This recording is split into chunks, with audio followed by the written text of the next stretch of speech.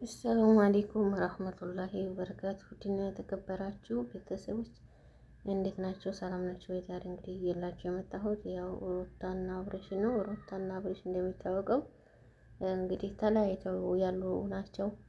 እንግዲህ ሄርሜላና አብርሽ በሄዱበት ሩታ ተከትላ በመሄድ አፋጣ ይዛቸዋለች። ሩታ ምን ጊዜም ጎበዝና ጀግና ማንንም የማትፈራ ሴት እሷን ያየሁት ማለት ነው። ምክንያቱም በሄድክበት አሁን እንግዲህ በየሄድክበት እከተልሃለሁ ብላ እንደዚች እንደ አበባ ፈገግ ትምር ብሎባት ሩታ የት ሄዳለች? እነ ሄርሜላ ጋር ሄርሜላ እየተንጠረጠረ ትገኛለች። ከህይወታችን ውጪ የህይወቴ እንድትገቢ አልፈልግም። ለምን በህይወታችን ትበጠብጭናለሽ? ከዛ ለቀንልሽ መተናል። ምን ልታረጊ ተከታትለሽ መጣሽ? ስትል ሄርሜላ ተናግራለች። ግን ሩታ ትሰማታለች? አሰማትም።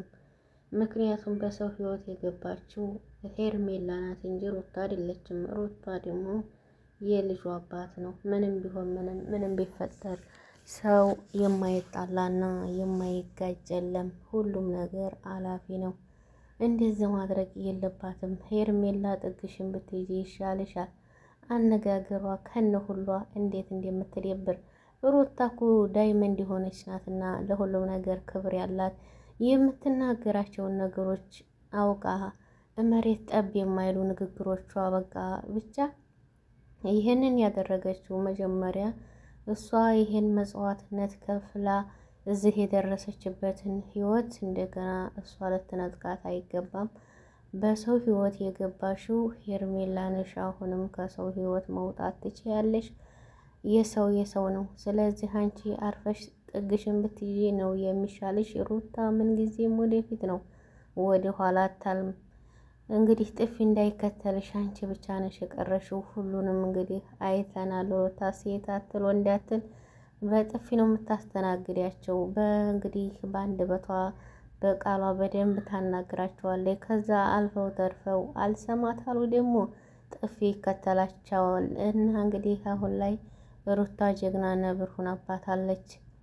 አሁን ላይ አብርሽ ግራ ገብቶታል። ከማን እንደሚሆን ግራ ተገብቶት በጭንቀት ሊሞት ነው። አብርሽ ከዚህ ሁላ የልጅህ እናት ምንም ብትሆን ምንም የልጅህን እናት ሲናገሩብህ ለስራም ቢሆን ለድራማም ቢሆን የልጅህ እናት ዝቅ ስትልና በሚዲያም ሆነ እንግዲህ አልፈልግሽም እስከምትል ድረስ እንደዚህ ማድረግ እሷን አትችልም ብለን እናስባለን። እና እንግዲህ ሄርሜላ ደግሞ የሰው ባል አይሆንሽም፣ ለቀቅ አድርጊውና ለልጁ በቃ ህይወታቸውን በአንድ ሆነው ይኖሩ። እንደ በፊቱ ህይወቴን አብሬ እኖራለሁ፣ አብሬ እቀጥላለሁ እያለ ተናግራለች ሩታ። ከሰው ህይወት ውጪ እንግዲህ አንቺም መስራትም ከፈለሽ ከሌላ ሰው ጋር መስራት ትችላለሽ። ግዴታ አብርሽ መሆን የለበትም። እና ስለዚህ አሁንም ቢሆን ተጠንቀቂ ሄርሜላ። የሰው ህይወት አትበጥብጪ። በሰው ህይወት መግባት ብዙ ዋጋ ያስከፍላል። ስለዚህ እሷ ተከፍታ አንቺ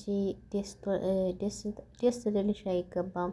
ምክንያቱም ሴት ነሽ። ነገ ጧት በእኔስ ላይ ምን ይመጣል ብለሽ ቆም ብለሽ ማሰብ ነው እንጂ ያለብሽ በቃ ለምን መጣሽ፣ ለምን ተከተልሽን፣ አልፈልግሽም ብሎሻል። እሷን አልፈልግም ብሎ ነገ ጧት አንቺ ምን ዋስትና አለሽ? አንቺንም አልፈልግሽም የሄድሽበት ይዤ ሌላይቱን ሲያይ እንግዲህ ሌላይቱን ሲያይ እንደሚቀየርብሽ አንቺ በምን አወቅሽ? እና ሄርሜላ አሁንም ቢሆን ሩታ ምንም ጥፋት የለባትም። ከምንም ሩታ ምንም ጥፋት የለባትም። ጥፋቱ አንቺ ላይ ነው። ሁሉም ነገር አንቺ ላይ ነው። እና ስለዚህ ከህይወታቸው ውጪ፣ ከልጆቹ ህይወት ውጪ።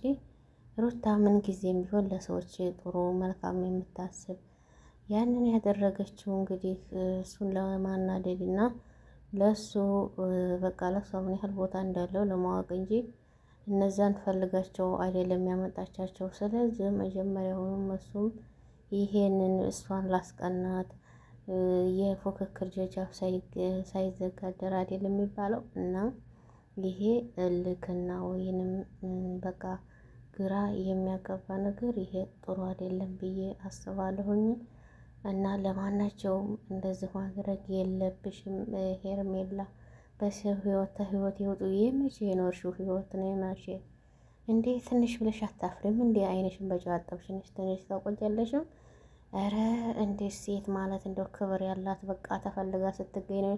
አንቺ በቃ በተፈለግሽበት ነይ በቃ ሂጂ ስትባይ ትሄጃለሽ፣ ነይ ስትባይ ትመጫለሽ። አንቺ እንዴ ምንድን ነሽ እንዴ? ሴት ልጅ እኮ ክብር ናት። አንቺ ክብርሽን ጠብቂ። ሩታ እኮ በጣም የተከበረች ሴት ናት። በነገራችን ላይ ለቤተሰብ ክብር አላት። በቃ ወንድሙ መጥቶ ስለለመናት እሺ ብለው ተስማምታለች። ህይወታቸው ወደ ህይወታቸው ተመለሱ። እሰቢበትና ቆይተሽ እሰቢበትና ከዛ በኋላ እኔም አብርሽን እንትን እለዋለሁ ስላላት የወንድሙን ቃል ለማክበር እሱን መታ ጠይቀዋለች። እና ስለዚህ ብትጠይቀው ምንም ነገር ችግር የለም። ምክንያቱም የልጁ አባት እስከሆነ ድረስ ይሄ ልጅ ምንም ቢሆን ምንም እንኳን የማይለያዩትን ልጅ ያገናኛቸዋል ማለት ነው። እና ምንም አንድ ሰው እኮ ፍጹም አይደለም፣ አይጣላም አይባልም። ሰው እየተጋደለም እኮ ይታረቃል። ስለዚህ ሄርሜላ በመሀላቸው እየገባሽ እንደዛ ፍጥጥ ማለት ትንሽ ፍረት የሚባል ሴት ልጅ የተከበረች ናት። አንቺ ራስሽን እያረከሽ ነው ያለሽው እና ስለዚህ አሁንም ከህይወታቸው የምትወጪው አንቺ ነሽ፣ እነሱ አይደሉም። ሩታ ምንም ጥፋት የለባትም። የልጇን አባት አራስ አልተስማሙም፣ ተጣሉ። በዚሁ በተጣሉበት አጋጣሚ አንቺ ወደ ህይወቱ ገባለሁ እያልሽ እየታገልሽ ነው፣ ግን አይሳካልሽም። ኑሮሽ ለእሶ ነው የሚሆነው። በቃ አንቺ እንዴ ስነ ስርዓት ብትይዢ ይሻልሻል። ሩታ እንግዲህ የተቃላት በቃ የምታወጣቸውና የምትናገራቸውን በደንብ ጠንቅቃ የምታውቅ ልጅ ናት። እና ስለዚህ ቤተሰቦቹ ራሱ አንቺን አይወዱሽም እና ውጭልን፣ እኛ ትናቅሻለን፣ በቃ ውጭልን እስተሚሉሽ ድረስ ገትተው ውስጥ ያወጡሽ ድረስ አትጠብቂ። ምን ይመስልሻል? እና አንድ ሰው ለስራም ቢሆን የልጅን አባት የልጅን እናት አለያይቶ ከእኔ ጋር ሆነ ህይወታቸውን ተውጣል ማለት እንዴት ትንሽ እንደው ለህሌና እንኳን አይቀፍም እንዴ? በጣም ቀፋፊ ነገር እኮ ነው እንዴ! እንዴት በጣም ከባድ ነው። ከምንም በላይ በጣም ከባድ ነው። እና አሁን እየሄድሽ ያለሽው መንገድ ምንም ትክክል አይደለም። ሄርሜላ ቆመ ብለሽ አስቢ።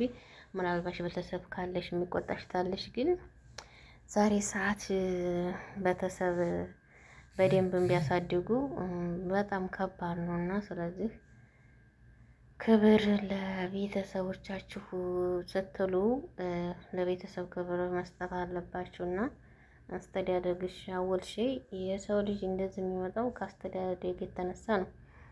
እና ሩታ ደግሞ እንግዲህ እያያችሁ ነው ቤተሰብ ጋር በቃ ከቤተሰብ እንትን አትወጣም። ምንም ቢሆን ምንም ቤተሰቧን እያስደሰተች ያለውን ነገር እያስረዳች የአብርሽ ቤተሰቦች የሚወዷት እሷን ነው ከማለች በቃ እህቶቹ አይታችኋል። እህቶቹ ወንድሙ ሁሉም ሳይቀር እሷን ነው የሚወዱት። እና ሄርሜላ አላስ አታስፈልጊም ከሰው ህይወት ውጪ እየተባልሽ ነው። እምቢታሽ ደግሞ እንግዲህ ያው በሰላም እና በምክር ማትወጪ ከሆነ በጥፊ እያሉ ያወጡሻል ማለት ነው። የዛን ጊዜ ታፍሪያለሽ። አፍሽን አፍነሽ ትወጫለሽ ብላሻለች ሩታ። ልክ ልክሽን ነግራሻለች። አትመልስልሽም። ያው ትንሽ እንዲያው አጩላሽ በሆን ጥሩ ነበር። የዛን ሰዓት ትፈሪያት ነበረ ማለት ነው። እና ለማናቸውም ንግግርሽ ራሱ በጣም ነው የሚደብረው። የምር በጣም ይደብረኛል። እኔ ለማናቸውም ሩታ እኮ ዳይመንድ በቃ አለባበሷ ሁሉ ነገር ለማናቸውም ላይክ ሸር አድርጉት። ሰላም አለይኩም።